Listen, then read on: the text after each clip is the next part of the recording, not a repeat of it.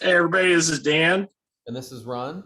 and this is Anomaly Questionable Movies. And this week we covered the film Small Soldiers, which came out, I believe, in 1998 Yes, that is correct. and was directed by Joe Dante and is notable for a few reasons. It was Phil Hartman's final feature film as an actor.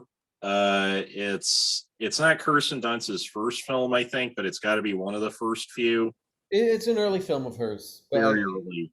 she was even wasn't she a vampire in uh Oh, Interview with a Vampire. Yeah, she was in that when she was super young, wasn't she? yeah. So yeah, she'd been acting for a while before him. But then This after this, 2 years later, Bring It On. yeah. And then I think Oh, 5 years after this was Spider Man, right? probably something like And that. she was like, she hit the big time. And then 15 years after this, um It's uh Bachelorette. is Bachelorette. Yeah. But anyways, yeah, focusing on the important things here. Um, Um, yeah, let's talk Bachelorette. yeah, let's talk Bachelorette. So if you want to check out our thoughts on Bachelorette, I believe they were episode 80. Was I that the want to number? say Okay. 70, late 70s. It was a few episodes ago. It was pre 100. It was in season Yeah. two, and yeah, so go check that out.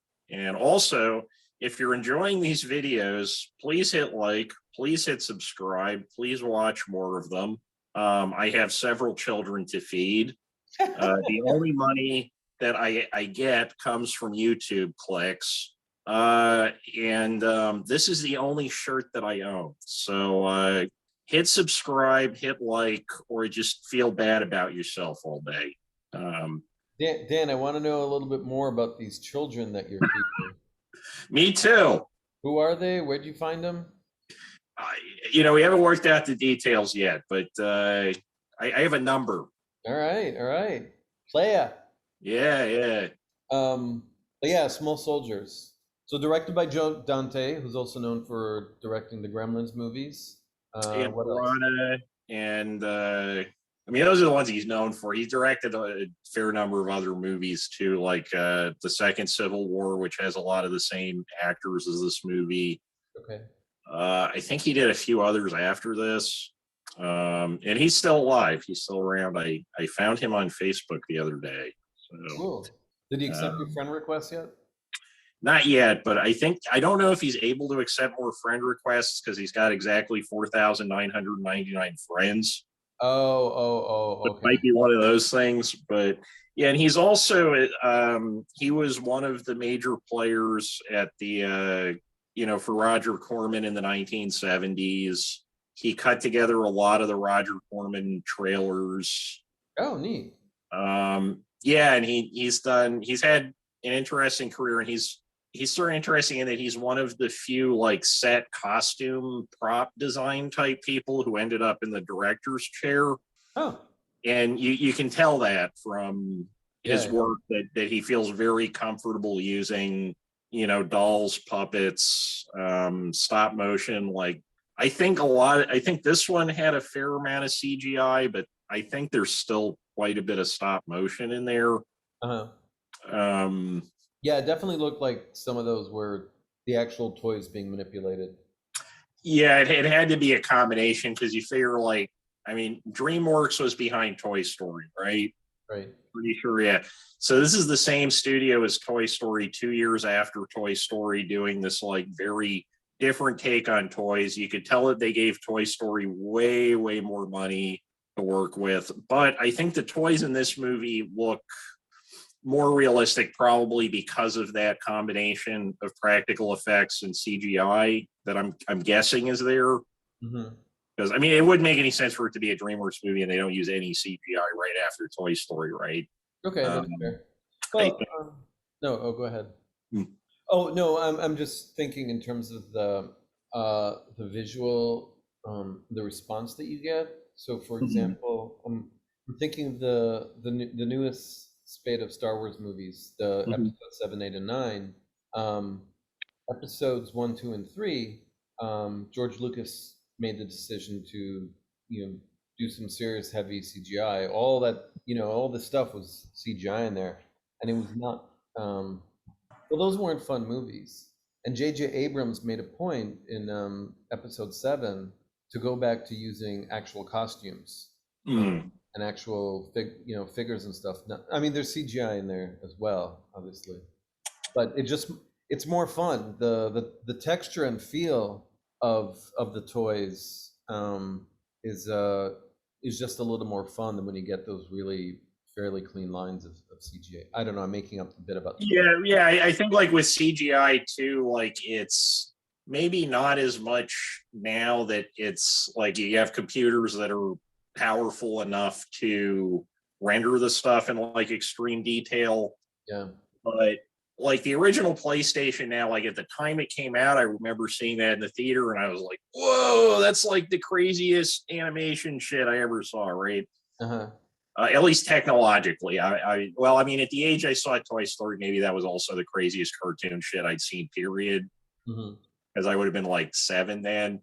But yeah, now it just looks like it looks like a rendered full motion video from a PlayStation 1 game with like a big budget, basically. Uh-huh.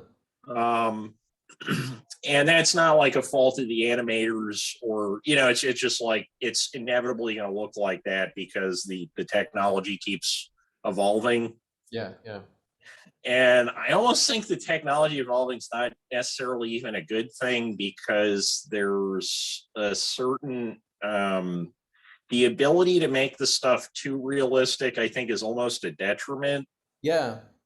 I remember Um, once I was in grad school, and CGI was, the in the movies and stuff was really still a new thing. And I don't know how I ended up chatting with somebody in the on the lawn. I never used to like just talk to strangers, but somehow we were talking, and he said that's what he was working on.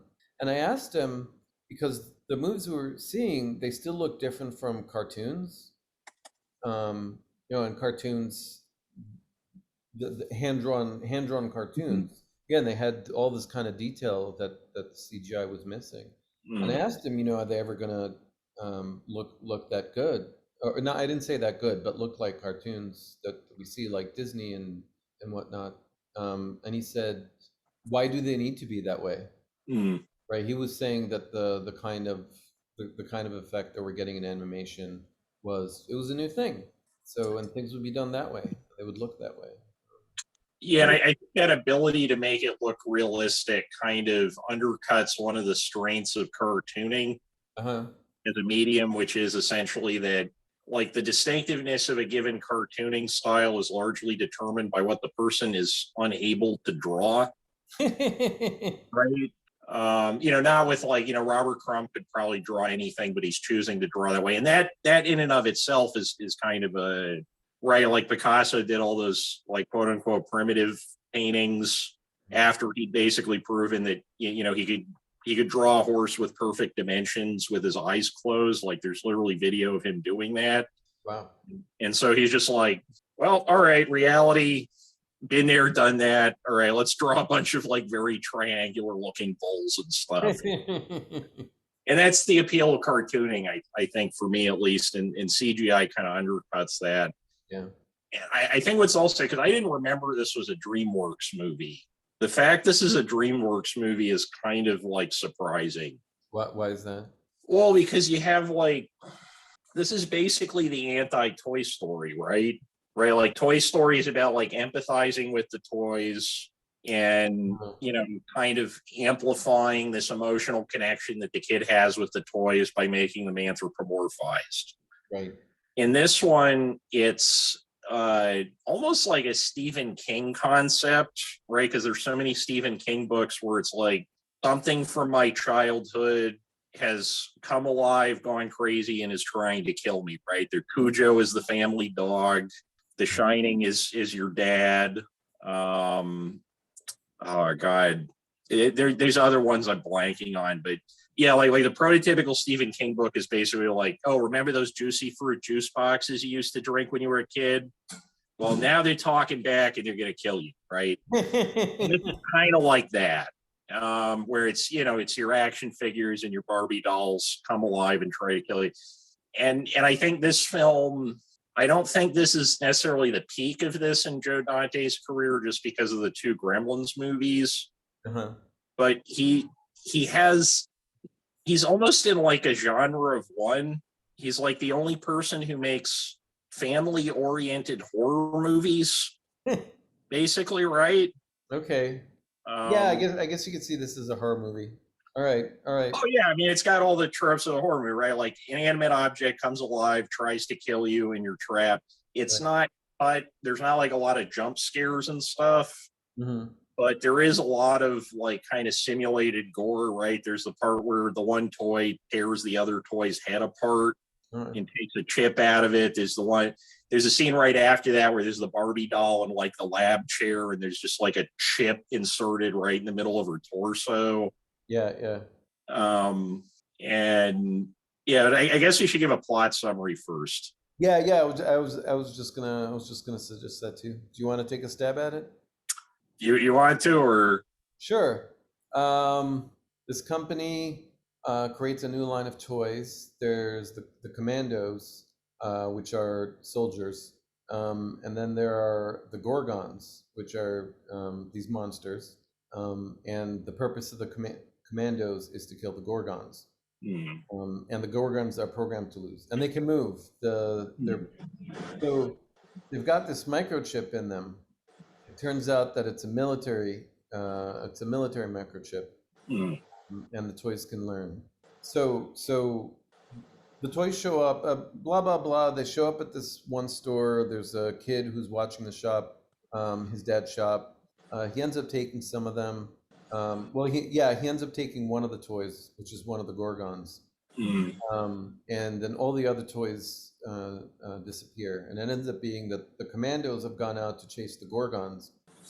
They know that the one Gorgon, Archer, who's the leader of the Gorgons, is alive, quote unquote alive, and their job is to go capture him.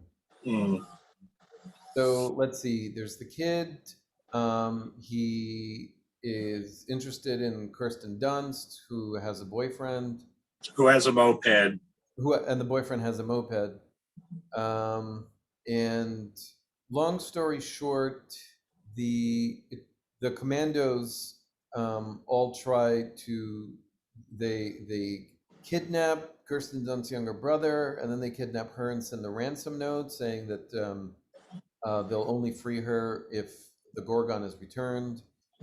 It also turns out that the other Gorgons, weren't destroyed by the Commandos. They went into hiding because that's what they're programmed to do. They're programmed to hide and they're programmed to lose. So they actually do a good job hiding. The parents come home, or there's the parents, both, I forget the kid's name. The kid's name and the Kirsten Dunst character, and who's Kristen? Alan. What was it? Alan, that's right. Yeah, Alan, shut up now. Yeah. When Archer asked Alan for his name and Alan wanted to stop, he said, "Alan, shut up now," and which the Archer took as his full name.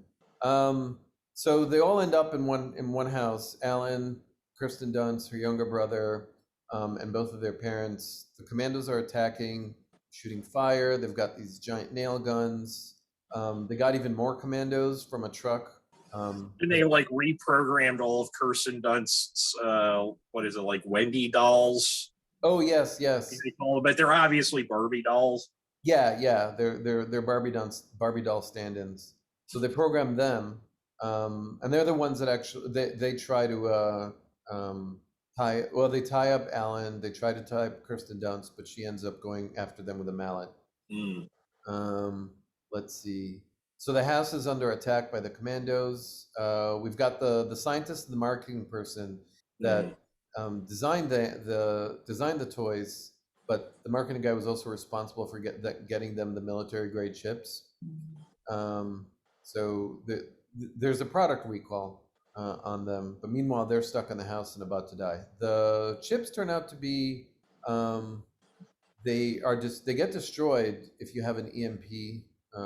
Electromagnetic pulse, the kind that you get from a nuclear war. Somehow they managed to get it by sticking the metal in between the transformers or in a transformer, and that destroys the toys. That destroys all the commandos. The Gorgons were safely hidden under a satellite dish that got destroyed and fell. And then Alan takes the Gorgons. Oh well, there's Kirsten Dunst kisses Alan, and is now, yeah, and even talks about their relationship. So of course she's no longer with her moped riding boyfriend. She's now with Alan, so the hero and heroine. But then at the end, Alan puts all the Gorgons in a boat on a river because they're looking for Gorgon. They're trying to find it. Which they think is in the middle of some national park for some reason. Yeah, yeah.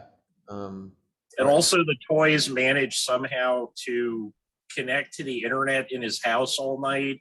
Yeah. Without, like, I mean, I don't know if you're old enough to remember dial-up, Ron, but I don't think that would have worked. No, they weren't using the internet. They were using Encarta. Oh, they were using one of those Encarta discs? Okay, that makes a lot more sense. Okay. Yeah, Archer mentions it. I forget how he Oh, that makes so much, yeah, because like every computer, there was a version of that for the Sega CD. Are you serious? You can play Encarta with a Genesis controller. Wow. Yeah. How would you describe Encarta? It was like not a dictionary, it's a mid-range encyclopedia. It's like Britannica. Yeah. It's not like the ultimate definitive source on the various things, but it's a kind of encyclopedia people commonly would have had in their homes before the internet. Right. We're not talking Britannica. I mean, Wikipedia. Yeah, it's like the step below Britannica. Yeah. I mean, Wikipedia blows Encarta out of the water, and it's not even a paid for product. Right?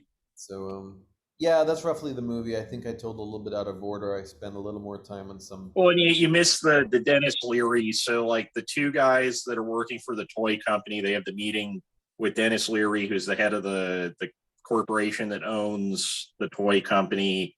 They initially just want to make the Gorgon toys. And then Dennis Leary is like, oh, he sees some advertisement of this toy punching its way out of a box. He's like, I want a toy that'll actually punch its way out of a box. Yeah. And then importantly, at the end, he shows up again in a helicopter, pays everybody off to forget about the incident. And then he says basically that they're going to remainder these things to war zones and up the price. Yeah. He says there's a rebel group in South America that'd be very interested in these. Which is actually sort of interesting because that was in the 70s. That was actually a very common thing. Like remaindering things to military forces. Oh. Okay. So, like, if you buy a quadraphonic receiver now, probably 9 out of 10 chances the person you buy it from is either going to be a veteran or child of a veteran, because Quad didn't sell. Quad was not successful domestically. And so the rest of the Quad stereos that were made, I mean, I guess Quad stereo is a contradiction in terms, but you know what I mean? Yeah. They all got remaindered to Vietnam and Korea. No kidding. Yeah. And so that wasn't uncommon for for discounted remainder consumer goods. Toys, maybe not so much just because of the age. Yeah.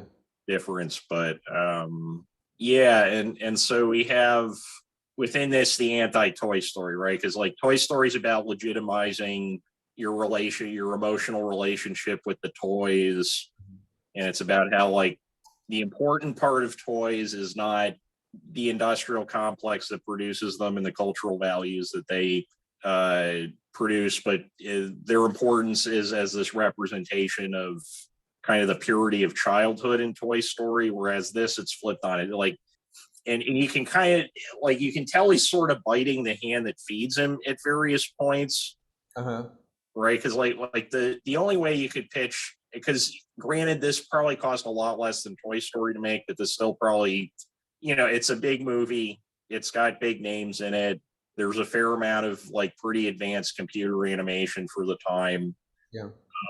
Probably the way that he was able to get this sold based on the ads that I remember seeing as a kid was like basically, oh, okay, it's a movie about toys, and then you can spin off the toys into a bunch of merchandising Hmm.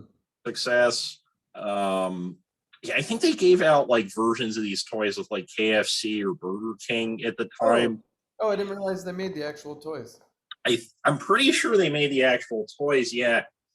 And and yeah, like this whole movie is basically about like your toys are all the product of cynical corporate maneuvers and the military industrial complex. And like the little kid at the end, he's just like, Dad, for my birthday, just get me clothes. Right? Like it's the anti like you win the Super Bowl, I'm going to Disneyland moment. Yeah. And so that's kind of fat. Although like that's very much a Joe Dante thing, maybe not so much a DreamWorks thing. Yeah, so I don't know I don't know what I'd say about the first Gremlins, but Gremlins 2 is very anti-big business. Hmm. They've got Clamp, who's the Trump character, and also anti. I wouldn't say anti, but the dangers of I want to say science, of Hmm. technology, technology run amok, right? So here, Yeah, yeah, a little bit like the man in the white suit that way, or like and here we have more of the technology run amok, but it's not, and it's anti big business, but also, like you said, it's also anti military and anti war. yeah, it's like very overtly political, I think, because there's I mean, when he says like, oh, we're gonna send these basically to South America, that's like pretty much a reference to Iran Contra, right? Yeah, yeah, Like pretty late in the game for Iran Contra references in movies, and it's just very explicitly political because like DreamWorks and Pixar merge, right? Pretty soon after this, I think. um I don't know when it occurred, but I can look it up. No, it must have been earlier because the Toy Story has the DreamWorks logo on it. I'm pretty Yeah. sure. Yeah, so DreamWorks, Pixar. I don't know if Pixar actually worked on the. I mean, it wouldn't make any sense for Pixar not to have worked on some of the animation in this, probably. But uh, yeah, like they did try making like an anti-consumption cartoon later on in the form of Wall-E, Okay. right? But Yeah, yeah. Wall-E is much less explicitly political than this. True. I mean, the message is pretty clear. Um, Yeah, because Wally, it's sort of like, oh, we did this to ourselves. Small soldiers, it's saying, okay, there's like big forces out to get you, whether they know they're out to get you or not. oh, okay. Oh, There's interesting. like a sort of paranoia about large concentrations of power that I don't remember. Like, Yeah. I don't remember a part of Wally where it's like, oh, okay, there's somebody who actually wants everybody to be super fat and in these like floating chairs. It's Yeah. just sort of they want to do that. If I remember, Well, I saw this in the theater when it came out, so I don't remember a huge amount about Wally. yeah, well, this is where we're going to end up. Again, it's a misuse of technology, right? Hmm. And all the plants are all gone. Wasn't that part of it? Yeah, the plants are all gone. There's like garbage everywhere. Yeah. I mean, I guess it's like a different kind of industrial wasteland. It's not like the stuff's not coming alive and trying to kill you. It's just sort of the accumulation of your own garbage is coming to kill you. Yeah, yeah, yeah. But yeah, there's no military industrial complex that I remember being implied in the Wally universe. Right. Whereas here it's pretty clear. Yeah. Here the role that the role that the military industrial the negative the harmful role that they play is pretty clear that it plays. And the Oh, combination between that, and I mean, and that's also, and I think this is probably part of why Rosenbaum put this into his 1,000 movies list. Um, a lot of this kind of like combination between children's entertainment and the military does exist, and it's real. right. Like large portions of the first Iron Man movie, they weren't exactly subsidized by the U.S. military, but they let them use like the bases and the hangars that you see as the backgrounds for free. Oh, okay. I'm pretty sure the U.S. military gets to pre-screen most of those Marvel movies. Hmm. Um, and I mean, I'm trying to think of some other examples. I mean, it's it's more common in action movies than I think direct children's entertainment, just because uh, like entertainment for 8-year-olds. They're not the age where they can actually sign up and join the military. But like Pearl Harbor with Ben Affleck, that got support from the U.S. military in terms of like locations and use of equipment. Yeah. Yeah. I think any of those that the military is involved in that way, they pre-screen them, and they have, they can get the studios to cut anything out that Hmm. they don't like.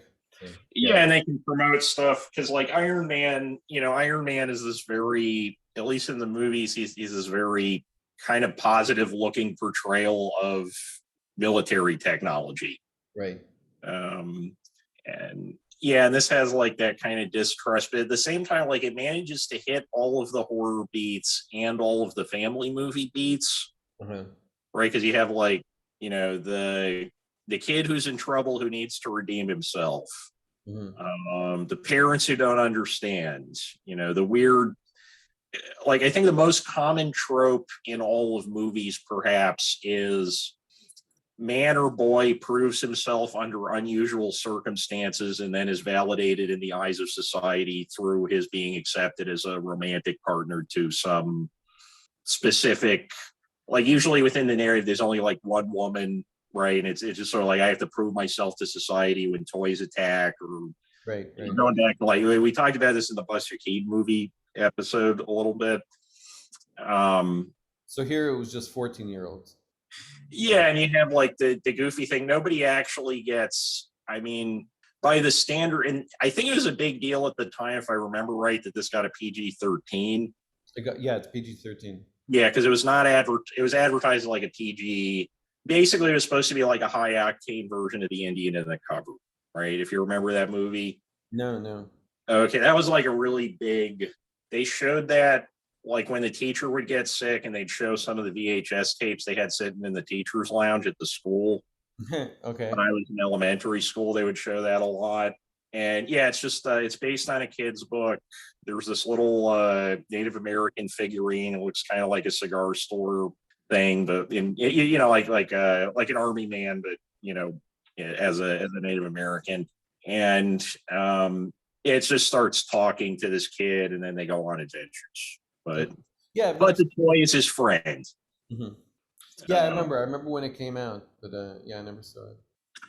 Hey, oh, go ahead. yeah, and it was sort of like that, but then you watch it, and that's very much a family. Like that's a Hallmark movie, but the gimmick is there's a talking toy. This is a horror movie in the package of a kids of like a family movie, because you do have like storylines for the adults, storylines for the teenagers and kids, and then action for everybody in the middle. Yeah, yeah. Um, Action in the middle. Action, yeah, just intermittent action of some sort. Hey, can I read you some of the anti-war lines from the movie? Sure. I was taking notes on a bunch of the things that were in the movie, but also some of the references. Like at one point, one of the commandos is his legs are gone, his arms are gone, but he tells the commander, "It's only a flesh wound." Do you recognize Right. that? Yeah, from Monty Python. Um, but that's that. Okay. Anyways, some of the There's oh, one so of here, those. He gives that what is it? Chip Hazard. He gives that pep talk at one point. He mentions Energizer batteries, and then he says something about going and going and going, but he's trying to give this serious pep talk. yeah, yeah, yeah. But okay, Um, here's some of the anti-war things. Phil Hartman is watching a war movie, and mhm. he says to his wife, "I think World War II is my favorite war." Um, there's a baton, and somebody says it's a Bataan Death March. Are you familiar with the Bataan Death March? I think it's Baatan. Yeah. Yeah. There's the song "War." What is it good for? War. Mm. What is it good for? Absolutely nothing. It comes on, but it's during the big battle scene when the soldiers first come out, driving their cars, or driving the cars and jeeps and stuff, Mm. chasing after Alan and Kirsten Dunst on a moped. They do the bit where at one point the toy soldiers put up the speakers, and they start playing "Wannabe" by the Mhm. Spice Girls, in order to seriously annoy, and it's song torture for the people for the Yeah, and that is an house. actual, like, the U.S. government has used that as a torture tactic. Like when the stuff came out about Guantanamo Bay, one Yeah. of the psychological torture things was they would play the same Nine Inch Nails song on repeat for like 48 hours. And I think that technique has been used for, so that's an actual, like, a lot of the Yeah. stuff that boys do in this movie is actual, like, stuff the US military does. Right, and in this one, this was a big deal at the time because of the invasion of Panama, and that's what was done. Noriega pulled himself up, and was it the Vatican embassy? He holed himself up in an embassy, so the U.S. military did that. And Kirsten Dunst actually mentions that. She says that was Yeah, just like with Noriega. which is like, Um, so like, why would a 15-year-old know about that? But at the same time, like, it works in the context. And I also want to point out that thing with Wannabe, uh-huh. that's got to be one of the first appearances of Wannabe in a featured film. It only came out maybe a year beforehand. Yeah, It's just funny that it's being used as psychological torture, and now it's kind of fondly remembered as this, like, retro oldie for yeah, yeah, yeah. millennials. But Actually, let's see. I'm looking up the invasion of Panama. Was in late '89, December of '89 through January 1990. So let's see. The Kirsten Dunst character. Let's say she was 14, so minus 8 years. So she would have been 6. Yeah, well, maybe she learned about it in school, but she probably wasn't too aware of that torture device or torture method. So. yeah, it seems like they just, like, needed her. They needed to put that line somewhere, and they're like, all right, Kirsten Dunst is going to say it. So then there's one of the toy soldiers. He's reporting back and says, "All quiet on the Western Front." So you know that we know. And one of them says, "Toys is hell." There's the helicopter scene in which you've got "Flight of the Valkyries" playing. So reference to Apocalypse Now, and finally the um, uh, the business guy, the big business guy, the guy that owns the company, Dennis uh, Leary. Dennis Leary, the Dennis Leary character. His name is Mr. Mars, Mars, the god of war. Oh, I wasn't even thinking of that. I was thinking of the Mars Corporation that makes M&Ms, Yeah, but that makes a lot more sense. yeah. Also, there's a doctor we meet in the beginning who's just named Dr. Kegel for no, and Oh she's yeah, a woman, of course. Although men can do Kegels too, I found out the other day. yeah. And I just learned. I never knew exactly what they were, and now I looked it up, and oh, okay. Um, yeah. Yeah. Um, yeah, let's talk about the cast for a little bit, because this has, like, a pretty interesting cast for when it was produced. Uh, You got David Cross in the middle of the run of Mr. Show. You got Dennis Leary, who must get along pretty well with Joe Dante because he showed up again in the Second Civil War. Or no, he showed up before in the Second Civil War, right? I always forget that one came out a year before this one did. Um, you got very young Kirsten Dunst, and you got Phil Hartman does not get enough to do in this movie. Like, I don't know what else they could have had him do, but you have Phil Hartman, yeah, yeah. right? Make the most of him. I mean, yeah, he was funny in the parts that he had, and he's always a little over the top. And they did choose. There's a little tribute to him at the end, and they chose probably the perfect behind the scenes clip for that. Right. When he says Um, his line, and then when they say cut, and he says, "Was that too much?" right. They laugh because yeah, and they say something about how it's never. The only time we've ever heard you say that, Phil. Yeah, yeah, yeah, yeah, yeah. That was sweet. That was sweet because they dedicated the movie to him. It said for Phil at the end. Mm. Yeah, that Yeah, was. and he's like, he's not doing the same acting style as the other actors at all, but he's Phil Hartman. He can do whatever the hell he wants. Like, yeah. And yeah, this is one of two times that you get to see David Cross and Phil Hartman act together. What's the other time? There's an episode of News Radio where David Cross shows up as, I want to say, like, Andy Dick's cousin or something. Hmm. Um, Okay.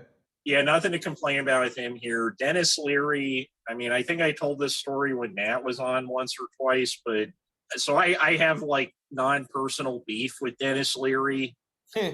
um, because Dennis Leary stole his entire act and large portions of the actual like jokes from Bill Hicks when Bill Hicks was on his deathbed. I remember you mentioned this. Yeah, and the joke they used, because I knew one or two guys that worked with Bill Hicks when he was alive, and I was like obsessed with Bill Hicks when I was younger, and they said the joke that used to go around to the comedians was that the reason Bill Hicks is dead and Dennis Leary still walks the earth is there's no cure for cancer. Yeah. Which is, but yeah, I mean, he's effective enough in this movie. He's good at playing slimy. Yeah, he plays Slimy very well. And I think that's what the character evolved into, because he couldn't pull off the Bill Hicks, because the Bill Hicks character is like, he's this frustrated, angry nihilist, sort of, right? Like, he's just very frustrated with the world.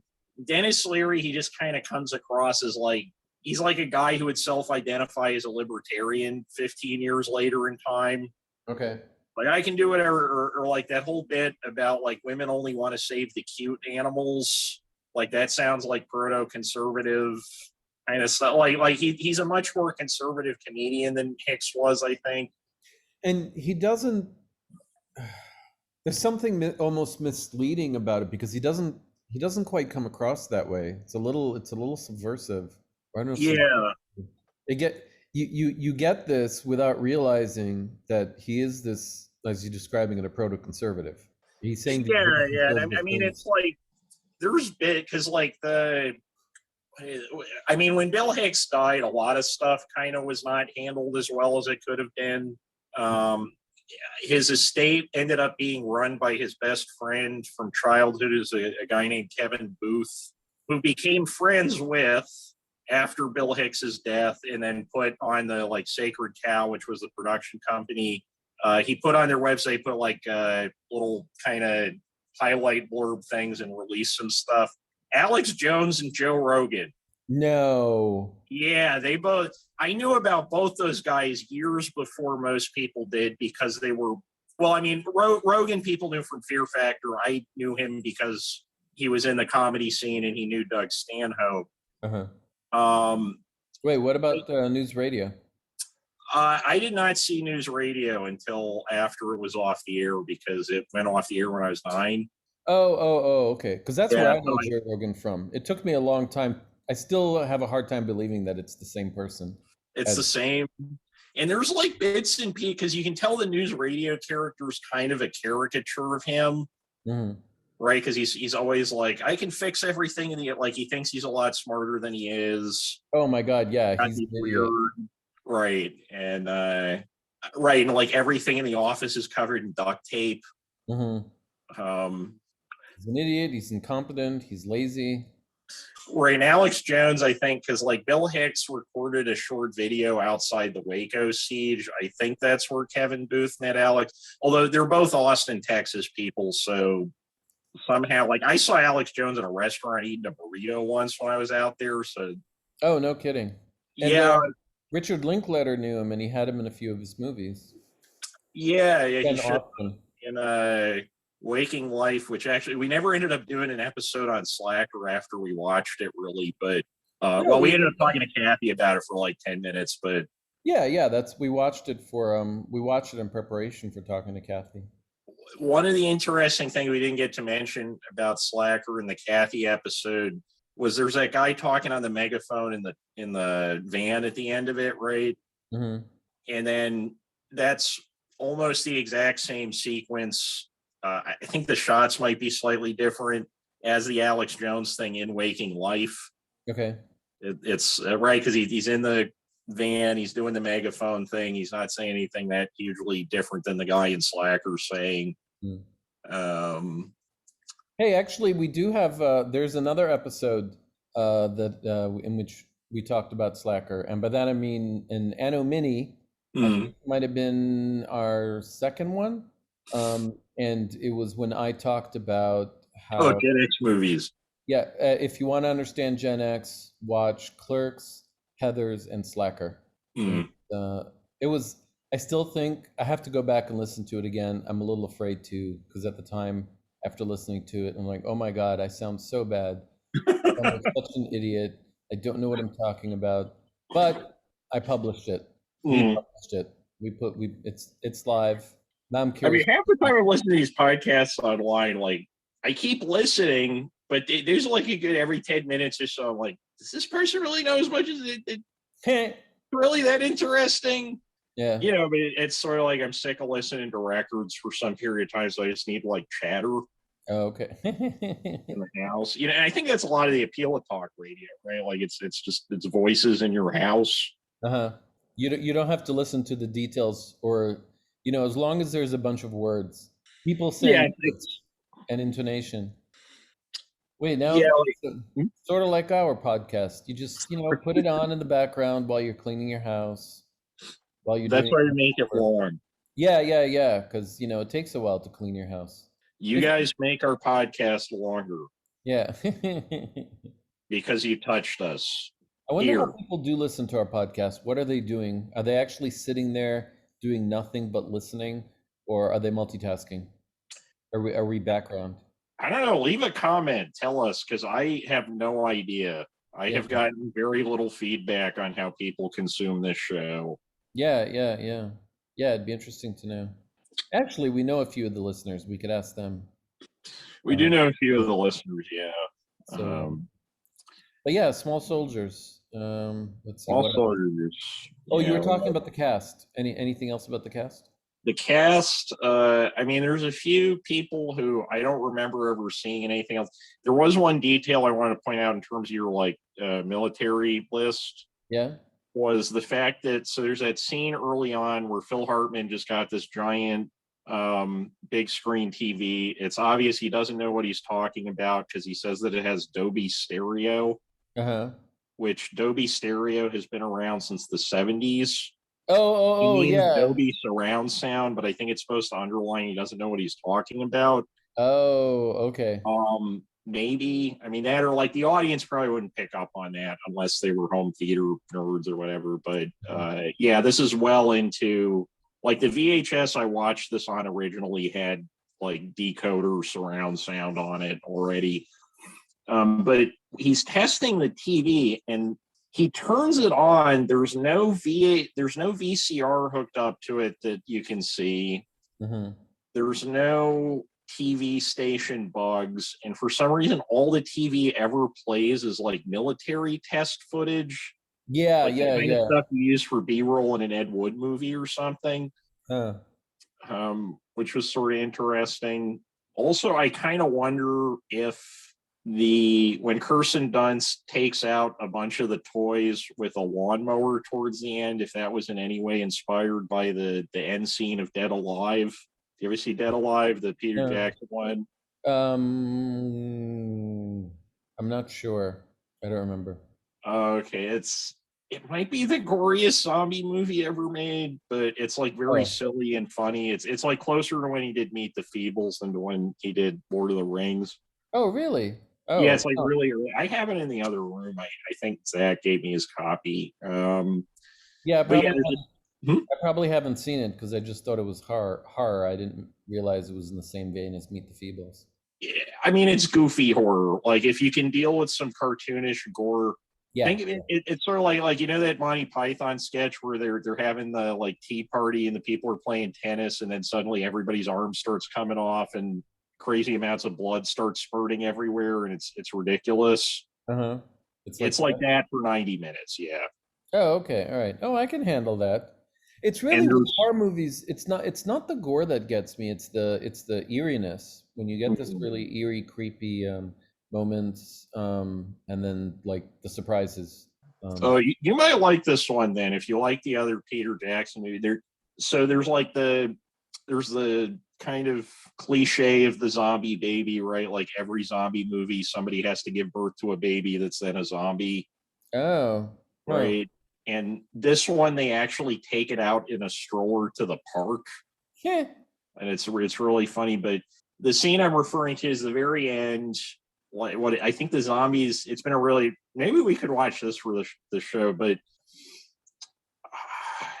what is it? They're coming to get him at his house or something. He's cornered somehow, and then he starts a gas-powered push mower, puts it upright, and then walks through the zombies with the lawnmower. Uh-huh. I guess that's the only two times I've ever seen something get killed with a lawnmower in a movie. Uh-huh. I mean, unless you can think of any. I mean, Lawnmower Man? no, that was the audience. The audience died inside. Yeah, that was Lawnmower Man 2. Lawnmower Man 1, I remember being okay-ish. Do you ever see Lawnmower Man 2? No, that I don't want to see. That is legit one of the worst movies ever made. Really, really. Okay. Oh my god, yeah. Like all the digital effects. So it's about like they go into the computer, right? It's one of those movies where it's like, oh my god, we're materialized in cyberspace. Yeah, right? All they could do for the background, it just looks like they're living inside a Windows 95 screensaver for most of it. The acting is some of the worst I've ever seen in a movie. Yeah, if you're like stoned and you just want something to feel better than, like Lawnmower Man 2 is a good pick. Yeah, I'm trying. What else about this movie was? Oh, I forgot about this. I just remembered. There's a number of references to Gremlins that Joe Dante put in there. So the password for the computer in order to get in and get the military chips was Gizmo. There's when they find the Gorgonites inside the trash. There's also a Gizmo doll in there, just lying there quietly. And then one of the Gorgonites is kind of really wacky and makes out these funny sounds, and it's exactly like one of the Gremlins in the movie. It was also kind of really goofy and out there. Like it's the same voice even. Yeah, I think that this is very much a spiritual successor to Gremlins. Oh yeah, totally. Yeah, there's so many similarities. And there's even the van driver was in both Gremlins and Gremlins 2. I don't remember the character's name, but he plays one of the neighbors. Yeah. And it has like that. It's a creature feature, but it's somehow he has this unique talent for like, because a lot of times creature features they'll be sort of interesting, but it's because they're not. There's like all this coded cultural stuff they put in there without realizing it or really having full control over what they were doing. Right, like there's movies you read consciously and there's movies you read subconsciously, if that makes any sense. There's movies that you read consciously and movies that you read subconsciously. What's a movie that you only read subconsciously? Bad movies. Oh. So like The Beast of Yucca Flats, or basically anything where the creator's conscious intent is not interesting or substantive enough to sustain an analysis. Okay. And so you have to go into, okay, well, what this person's intending is not interesting. What's going on in this? Like, where does this person not have control over the messaging in their film? And you can almost learn it's like a thing Henry James said, like good writing tells you about the subject, bad writing tells you about the author. Wait, are you putting this in that category? No, and that's what's kind of interesting about it, is that it's one of very few creature features that has this like complete control over its themes, what it's trying to mean. Does it make a difference that it is a comedy, right? It's to some extent. Actually, with the cast, that was one thing I forgot to mention, is that Adam Merkin, I want to say Adam Rifkin or Adam Merkin, was a co-writer on this, and he wrote for The Simpsons for a long time in the golden age of The Simpsons. Oh, cool. Oh, that's really cool. So more of the comedy. So this movie was definitely comedy. It was funny. You weren't supposed to take anything seriously. I remember when Gremlins came out. So I remember Gremlins was the one was Gremlins and Temple of Doom were the movies responsible for the PG-13 rating. Those movies were rated PG, but there was a lot of outcry from parents and stuff about how this was too violent for younger kids, even though even though it's PG.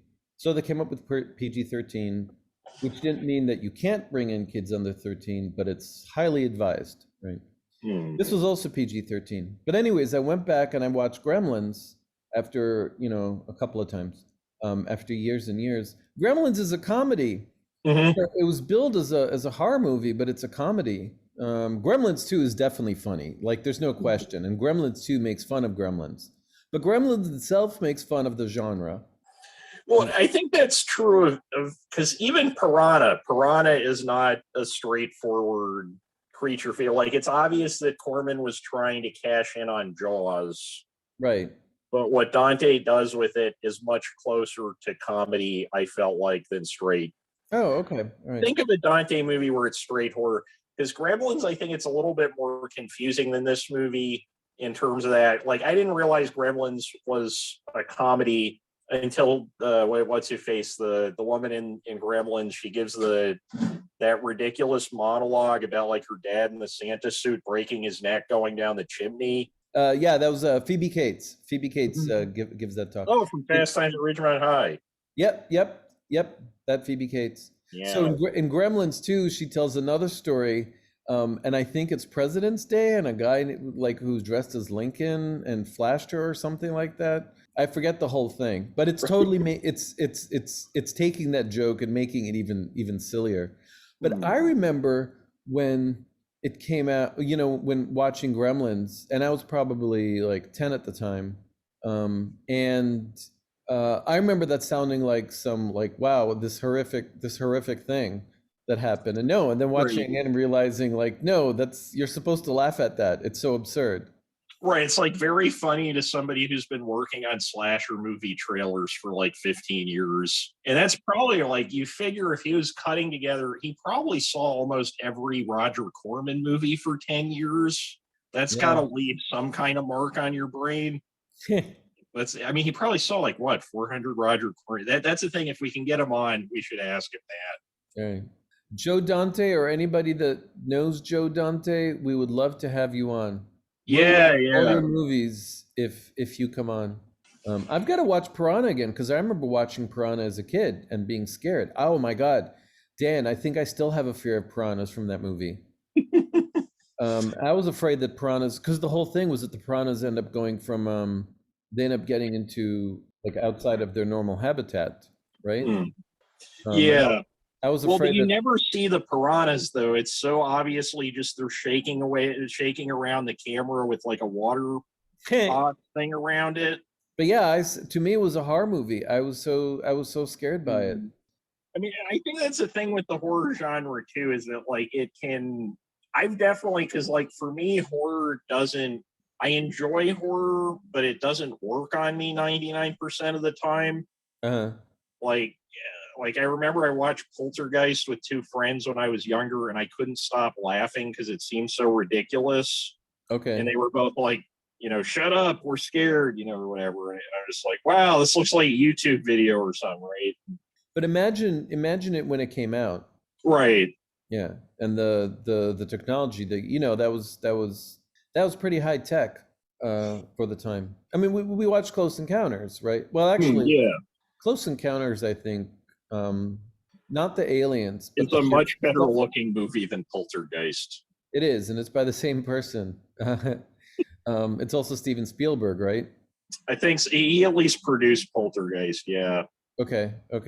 But I mean, the special effects in Close Encounters don't compare to actually, I'd say even most movies now. Well, again, going back to the CGI versus the actual the physical figurines and the stuff you get out of it. I mean, I think there's still so much more to the ships in Close Encounters. I mean, I guess it's like with horror, you're always, and I think Dante realizes this, you're always straddling this tightrope of the ridiculous because it's such a heightened emotional state that you have to put the characters in. Uh-huh. So the actors always have to do this kind of like, they're sort of going into, they have to do much more emotionally intense scenes than they would have to do in most other. And it's like not an emotional intensity that has a lot of depth necessarily. Hmm. right? It's not like Sophie's Choice where she's talking about being in a concentration camp. It's like, oh my God, this thing's gonna hit me, right? And that's not like a deep emotion, but it's a very loud emotion, and so that can look very ridiculous very easily, I think. There's always like a really loud scream. Yeah, and you can kind of tell, like in most horror movies, the actors are not really trying that hard because I don't think they really need to. Uh-huh. Because you don't have a lot of deep motivations, right? Everything is. I think part of the appeal of horror movies is that it puts you into that kind of, at least like the shock sequences. It's all kind of lizard brain reaction stuff. Although where the good acting is needed when it comes to horror movies is the comedy horror, because you Mm. got to get you have to have good comic timing, and drama is easy, comedy is hard. Oh yeah, and I think that like comedy horror too, it has that issue of, I think there's a degree to which if you want to make like a comedy movie about a genre or something, Hmm. you you have to have enough interest in the genre to actually know what it is you're targeting, but there has to be some level of contempt almost, Uh-huh. or else it doesn't, or else it seems kind of like fan servicey, like, hey, pat on the back for watching these other horror movies, you get the thing I'm joking about, kind of thing, but um it doesn't hold together that well. Okay. um and then even with like the ones where you have like clearly you have competent people working on it and they completely understand what it is they're doing, like Shaun of the Dead's like the thing I'm thinking of right now. Okay. There's The some cat. very funny parts of Shaun of the Dead. I don't feel like it held up as well as I thought it was going to. Okay. What about the cabin in the woods? I never saw The Cabin in the Woods. Oh, really? I remember I went to see that, and I did not. I went to see that with a friend of mine who I hadn't seen in a long time. She wanted to see that. I thought it was a horror movie, but I figured I would bite the bullet despite my distaste for horror movies because they scare me and give me nightmares. And I didn't realize it was going to be funny. And she said, I told her that afterwards. Said it's a Joss Whedon movie, and I said, "Who's Joss Whedon?" I didn't realize he was the Buffy the Vampire Slayer guy. So Yeah, is now he I in know. hiding right now? What was that? Is he in hiding right now? Because there was like all that negative Oh, press, and then I haven't heard anything about Joss Whedon in like a yeah, I don't know what he's up to. Yeah, that's a good question. Yeah. But at the time, beforehand. So, year. um, okay, let's see. What other? Oh, have you seen The Babysitter? No, Oh, there's The Babysitter, and it even has a sequel. I don't remember how the second one was, but the first one's funny. And it's a sequel called The Babysitter's Club. now that's true horror. Wait, oh shoot. I just saw some satirical article about how the Babysitters Club was that they were horror, or it was basically talking about how evil the kids in the Babysitter Club were. Or what about like a horror version of Sisterhood of the Traveling Pants, They where the pants start traveling without them, start and then traveling on their decides, yeah, the pants feel like slighted by the fact that they're just being passed around like a pair of pants. They own. come back for violent revenge. Yeah. And Um, Gene's Vengeance. yeah, I'll stonewash you. Is that right? Somebody would have to get stuck in a laundry machine with a bunch of rocks in that movie. Um, Oh, now that's reminding me of the scene in Gremlins of putting the gremlin inside the microwave. So what else? yeah, I'd be really curious to see what toy tie-ins or and merchandising tie-ins were actually done with this. Yeah, that'd be Um, that'd be interesting. I'd Yeah, I also be never kind of heard. curious because I know like Wally, I don't remember seeing many Wally toys, but I also wasn't in a place in my life where I would be looking at a lot of toys when that came out. Okay. Um, but I'm also kind of curious. I know there was a video game for Wally, but I'm curious what other, because that was kind of, I walked out of the movie theater. I think I'm the only person who didn't like Wally. Oh, like oh, in the Dan. world. Yeah, Dan. Wow. I mean, I Wow. didn't like hate like it was very well done. Maybe it was under a misconception because I just walked out of the theater and I was like, okay, this was produced by the people who make all the junk that's cluttering the planet in the movie, and they're saying it's our fault for being lazy. That was my takeaway from that movie, Okay. which annoyed me. Wow, Dan, you are this is one more notch in or one more piece of evidence that you're a crank. This is like my first step towards becoming Armand White. First step. What do you mean first? Yeah. Uh, Hey, does that count as teasing what I just said? yeah, I mean it's Does light teasing. no. Okay. It, It's a fine art. You can spend a lifetime mastering teasing, I think. how was that? Was it hurtful teasing in any way? I don't think I'm the person to ask about. So, okay, so there's like standards for teasing in the real world, Okay. and then there's standards for teasing inside of a comedy club. Oh yeah, yeah, Where yeah. did I spend my formative years? Yeah, that's why like it doesn't Oh. really. I just presume that is the vernacular. Okay, gotcha. All right. Well, because I was talking. Well, actually, I talked to you and some other people about saying how actually I have a hard time. I have a hard time with criticism, but I also have a hard time with teasing, which sometimes feels a little Mm, bit, which sometimes feels like that. And mm, I'd say I don't have a hard time with just any teasing, but with some teasing. But I've been trying to figure out what kind of teasing um, I like and which I don't like. So. mm, I was hoping that you could break down so non-comedy club teasing. That I totally get. And that, mm. it's all you should be expected to be teased by the or you should expect to Mm. be teased by the comedian. But outside of a comedy club, what kinds of teasing are there? I I can't mean, I figure it guess I out. would when I get annoyed by teasing personally, which is not very often, Uh-huh. it's usually the thing that bugs me about it. So I think like acceptable teasing, there's an element of the absurd. Okay. It's dropped very quickly because like you pointed the thing out, you're done. Okay. And it usually it's at least somewhat funny. Like you can get away with a lot of stuff if you can actually make it funny. Okay. Because Okay. like the stuff that kind of like bugs me at least with teasing is when the person clearly is doing it basically to be passive aggressive and there's no attempt at humor or any kind of there's nothing particularly imaginative or quick about it. It just is them like looking for a socially acceptable out to act like a dick. So so so is that always when it is that always um a form of criticism? Well, I mean, I think most humor, I mean, at the very beginning of wit in its relation to the unconscious, maybe not the very beginning, but towards the closer to the beginning than the end of the book.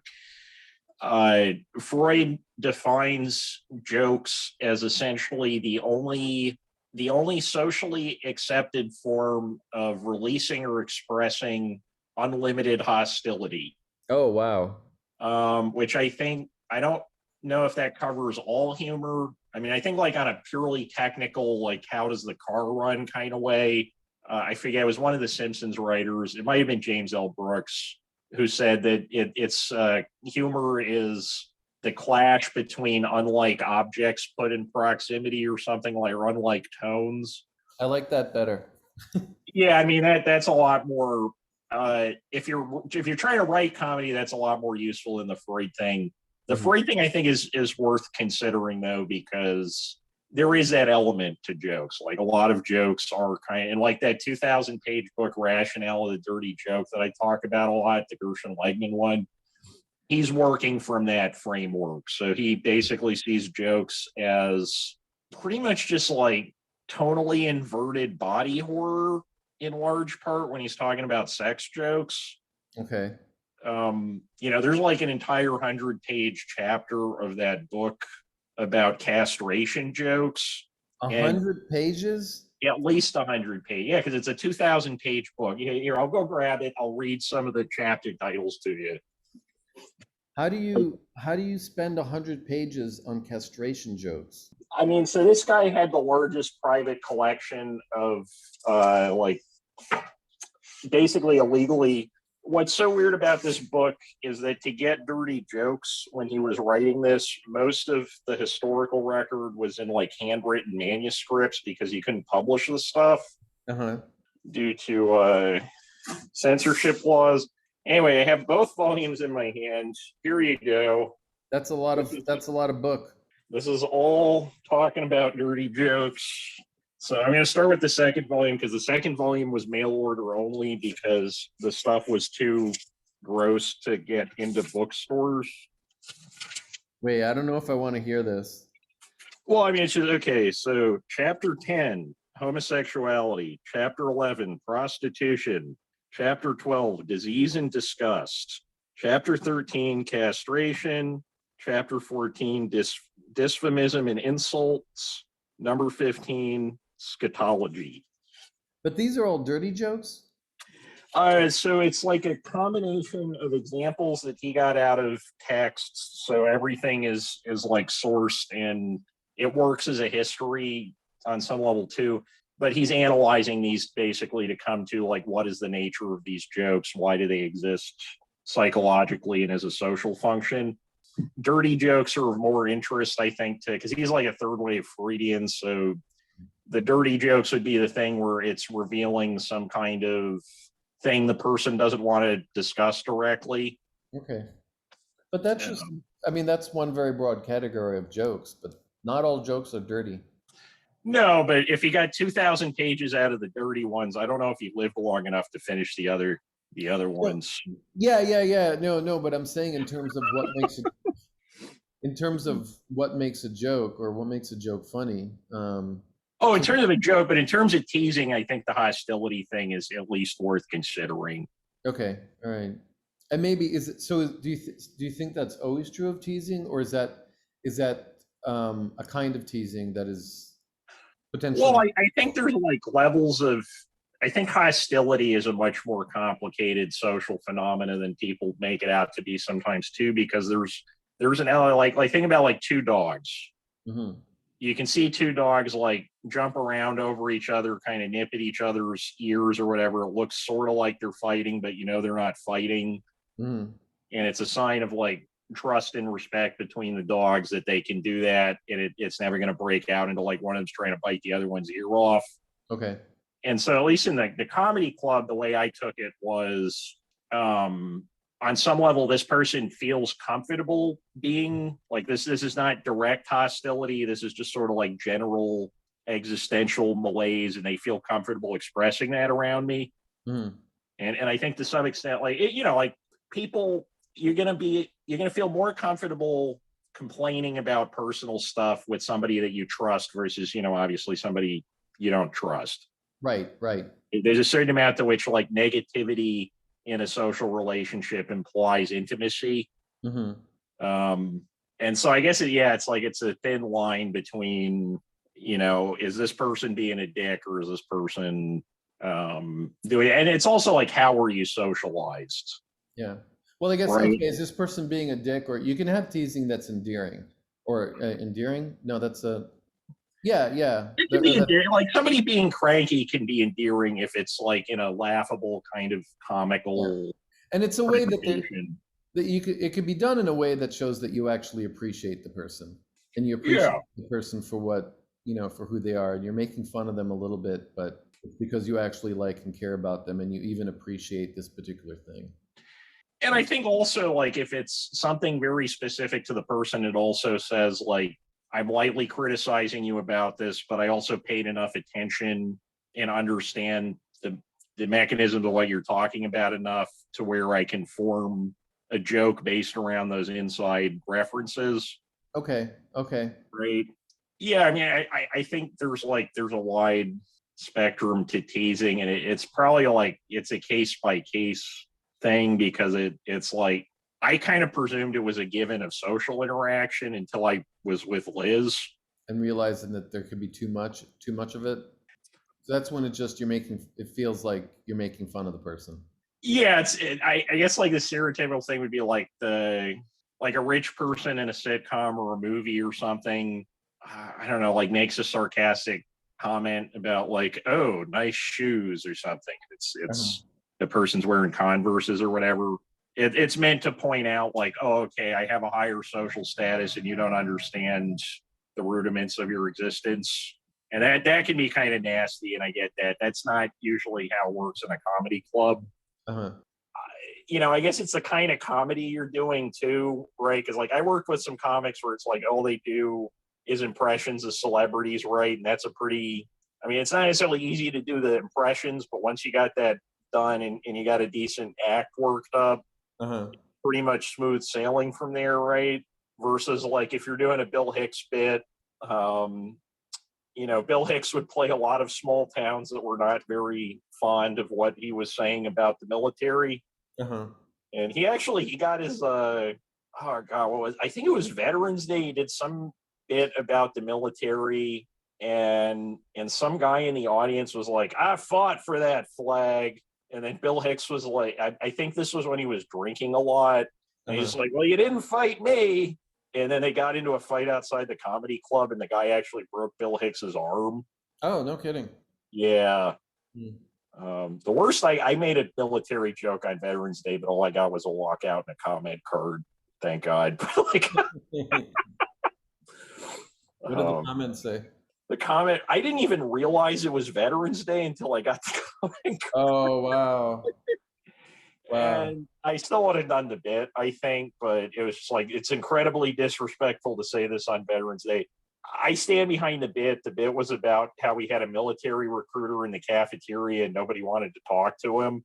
And then, it wasn't even a bit. It was really, we just kept pulling pranks on this guy because we didn't like the fact he was in the cafeteria. So we would send people out in waves, like guys at the lunch table, to ask him out on a date because he couldn't say anything because of don't ask, don't tell. And we all used to call him Needle Dick the Bug Fucker because it was obvious because it was a nice public high school. It was, there was a lot of money in that town. And I talked to the guy once, like legit, before we started the prank war. And he said he got one recruit in like 4 years of doing it from there versus like when he went to Mechanicville High School, he'd get like 4 or 5 a year. And it was just really obviously like, okay, they're going after the poor kids. Yeah. And this guy's just here was like, they sent the least impressive soldier they could because they didn't want to waste the resources. This guy was like spindly. Oh my God. This guy was like, he had like the physique of Kristen Bell. So speaking of small soldiers. Yeah, I guess it's kind of relevant to Small Soldiers, right? Because Small Soldiers is about selling the military to children, and and opposed to it. Yeah, and you kind of notice after Small Soldiers, like I didn't hear about any other Joe Dante movies. I think this was the last like one that he made with fairly large scale backing. Oh, really? Okay. At least that I can think of, unless you can think of a later one. No, I'd have. Well, let's see. Let's look at the list of Joe Dante. Honestly, I can't think of a single later Joe Dante movie, but there's got to be at least 2 or 3 of them. Let's see. I'm looking it up now. Ew. Joe Dante. Joe Dante, director of Inner Space. Huh.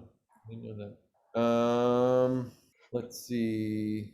He directed some episodes of Hawaii Five-0, the new series. Episode of MacGyver. Yeah, he did some TV work. I haven't heard of this. Looney Tunes Back in Action. There was probably a budget for that. Yeah. Oh yeah. Yeah, after Small Soldiers, it's not the most impressive, and then a lot of like very few movies. I shouldn't say not the most impressive. Very few movies, and then a bunch of TV shows. Hole. A pair of brothers stumble upon a mysterious hole in their basement that leads to the darkest corridors of their fears and nightmares. I wonder if it's a fantasy thriller. I wonder if it's also funny or if it's actually straight up thriller. Fantasy thriller. I'm not sure. I feel like all of his movies I've seen felt pretty humorous. Yeah. Like, I don't know if the jokes in Second Civil War land that well, but it's humorous in tone, Okay. right? It's like trying to do that Doctor Strangelove thing. Mm. Okay. Yeah, I don't know if I have a whole lot more to say about it. Yeah, yeah, same here. Other than it's really fun. It's fun, it's funny. And it was a box office success. It was 40 million to make and well, more or less. It was 40 million to make and 80 million gross. Hmm. So it did pretty well. I didn't realize it did well. I had assumed it didn't, but no, it I did. always assumed it didn't do well. I think it might have still been considered a flop just because none of the merchandising. Like, it looks like one of those kinds of movies where they're expecting most of the money to come back in the form of toys and merchandise. Um, Maybe, I don't know. I don't know if I don't know. I don't know if I'd agree. I mean, well, it might have Like, the suits thought anyway is that they would make more off of it. yeah. Oh, okay. I see what you mean. Let's see. I'm looking up. Oh yeah, there it is. Nine Small Soldiers number 10. I Am Archer figurine. Is it in a box? It's not in a box, but it looks like they might have the box. It might not, if it was a fast food tie-in, those usually come in small plastic bags. So a sealed 99 one would cents. just be in a plastic bag. Mint near mint for 99 cents. Oh, Huh. does it look like a manufacturer restaurant in front of it? A manufacturer restaurant? Yeah, I would say like, Toy Biz, Small Soldiers figure, or what was the other big toy company? McFarlane Toys would not have done this. Yeah, because like toy collectors, usually the way you identify toys is the name of the character, manufacturer, and year. Inkworks. In quirks, okay. Yeah, Yeah, let's that's a small pretty soldiers. small. Although that would make sense because if they'd gotten a deal with a bigger toy manufacturer, there would have been more stuff. Inkworks, email inkwks at AOL.com. Let's see, I'm gonna look up and see what Inkworks is. Inkworks printing. We believe images anything. Oh, that might just be the card itself, not who made the toy. Oh yeah, Because it's a printing company.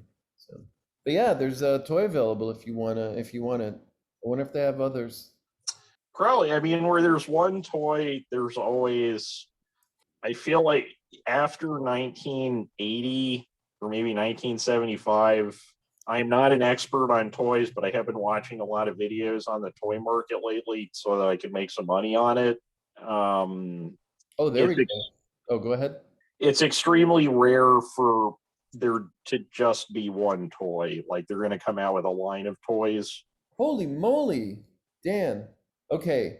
Gorgonite Leader Archer in the box, $109. There's a electronic bank animated. You've got Archer and I forget what the head the leader of the soldiers is. 35 Oh, Chip Hazard. Chip Hazard. Small soldiers, batter changing armor, Archer, Gorgonite, Mm. Kenner. That's who made it. It was Kenner. Oh, Kenner. Yeah, Kenner. They made all the Star Wars toys. Yeah, $427 or best offer. That Uh, makes sense. Yeah, because like if it's toy collectors don't necessarily they're not I mean some of them are going to go after very specific stuff. I think that's probably just an issue of rarity, hmm. right? Because like loose action figures are always worth way less than mint on card ones, just because obviously like what kid is not going to open a toy if you give it to them? And so low sales figures, it probably just means the only ones anybody wants are the boxed ones. Hmm. There were probably very low production numbers if they didn't sell that well, which I'm guessing they didn't. Ergo, boxed ones, which were probably all like new old stock that didn't sell from department stores, uh, they're going to have like weirdly inflated prices because the only people who are interested in the toys generally are going to want those ones specifically. So the loose Right. ones would be like the one you saw for 99 cents. Whoa. Actually, who might be a cool guy to have on is the Toy Galaxy guy, but he's got a lot of subscribers. I don't know if he would respond. But Yeah, give it a shot. give it a shot. Yeah.